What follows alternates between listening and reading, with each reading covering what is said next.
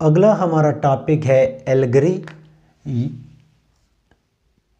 یہ اصطلاح بھی ہمارے ہاں انگریزی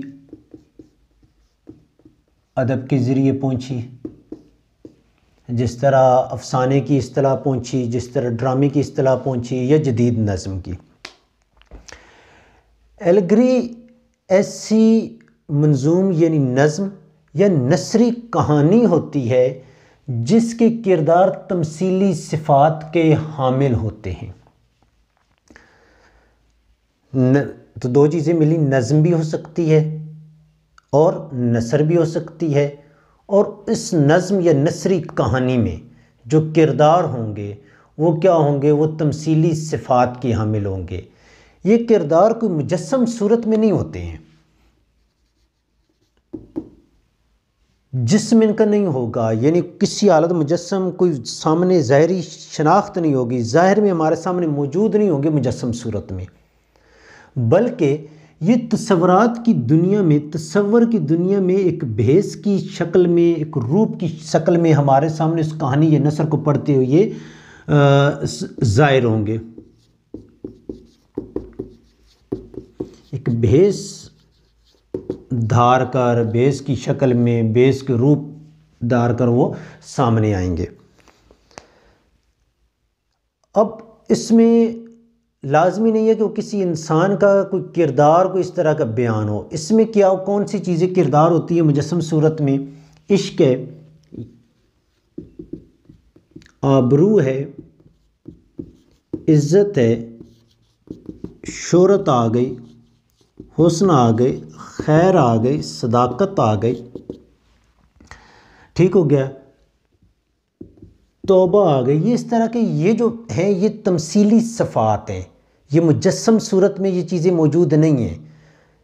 اب ان کو تمثیلی صفات سے آراستہ کر کے ایک مجسم تجسیم صورت میں بیان کرنا جو ہے ایلگری کہلائے گا۔ مثلا اردو میں جو سب سے پہلی نثری کتاب تھی ملاوجی کی سبرس، اور اس کے بعد مولانا محمد حسین آزاد کی ہے نیرنگ خیال۔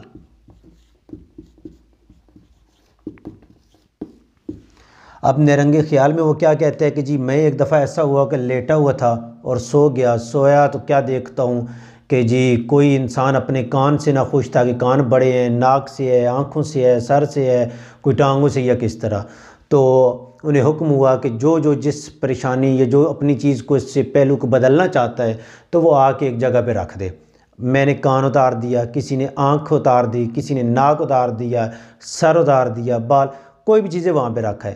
آرڈر ہوا کہ یہ چیزیں آ کے دوبارہ آپ اپنی مرضی کی لے جائیں۔ اب میں نے کان اتارا تھا، کان میں اپنی مرضی کا لے کے آیا، کوئی آنکھ لے کے آیا، کوئی جس نے جو چیز رکھی تھی۔ اب آگے وہ بیان کرتا ہے، کہتا ہے کہ مصنف بیان کرتا ہے کہ جب میں نے دیکھا تو جس کا کان جو اتار کے آیا تھا وہ کان لگا ہے تو وہ بہت بھدا سا لگ رہا ہے، آنکھ جو ہے وہ جو اتار کے ایک بندہ آیا تھا متبادل کوئی آنکھ لی، وہ اس کی صورت جو ہے مجسم وہ اس کی بالکل ایڈجسٹ نہیں ہو رہی تھی، اور اسی طرح کے باقی جو چیزیں جو اپنی جسمانی اتار کے آئے تھے۔ اب اس میں ساری چیزوں میں عشق بھی آ گیا، آبرو بھی آ گئی، عزت، شہرت، حسن، یہ ساری چیزیں مجسم صورت میں ہمیں یہ چیزیں نہیں ملتی ہیں، ٹھیک ہو گیا۔ تو ایلگری کیا ہے کہ نظم یا نثر میں ایسے کردار سامنے لانا، بیان کرنا جو مجرد نہ ہوں، جو مجسم نہ ہوں، بلکہ تصورات کی دنیا میں ایک مجسم صورت میں ہمارے سامنے آئیں، جو عشق ہو سکتا ہے، آبرو، اور اس طرح کے جو آگے میں نے حسن، خیر، صداقت وغیرہ لکھے ہیں۔